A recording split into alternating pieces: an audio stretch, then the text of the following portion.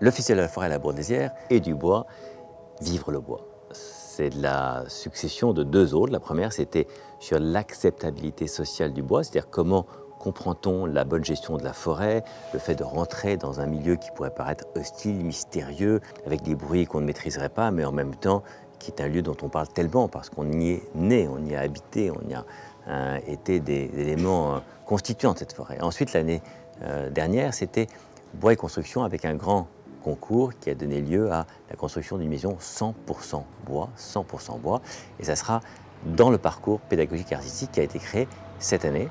Et cette année, donc, c'est Vive le bois. Et Vive le bois, c'est en quelque sorte la rencontre entre des artistes, des pédagogues, l'ONF, France Bois Forêt, qui vont nous permettre de mesurer toutes les dimensions transversales du bois. C'est-à-dire le fait qu'on puisse l'utiliser en aval dans la construction de mobilier, de maisons, bien évidemment, mais en même temps le sculpter, le toucher avec cette sensualité. Il y a des artistes qui ont sculpté des arbres qui étaient dépérissants, un séquoia, un cèdre, et en même temps, il y a toute la découverte, encore une fois, de la signification profonde avec du land art de ce que la forêt représente pour nous tous. Comprendre la forêt, comprendre que c'est un poumon pour la planète, mais poumon pour notre corps.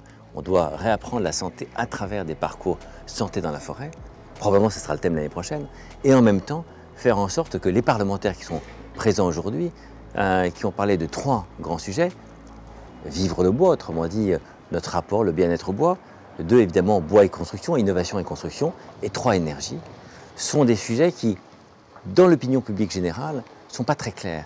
Et l'idée d'un lieu comme la Bourdaisière, c'est de faire en sorte que les gens se rencontrent, qu'il y ait des cas d'application qui nous feront découvrir à quel point la forêt, elle est porteuse de messages, de valeurs, de sens, mais en même temps faire en sorte que les professionnels, les parlementaires, les associations, demain matin les collectivités, mettent en place des projets concrets, accessibles à tous.